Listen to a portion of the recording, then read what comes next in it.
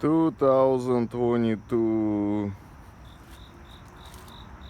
Santa Cruz Hyundai.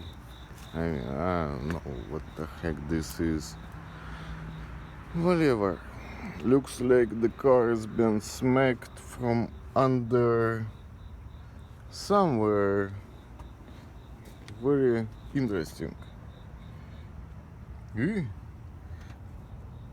Whoa! But the thing is, it didn't want to start because it was not in park, and it was not in park because the cable broke.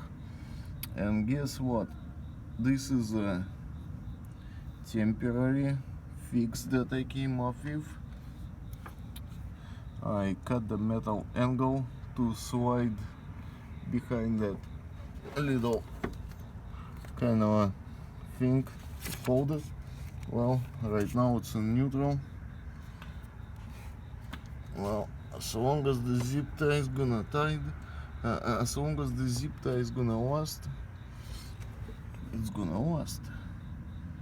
Well, actually, on this car it looks like a factory, but well, that's it.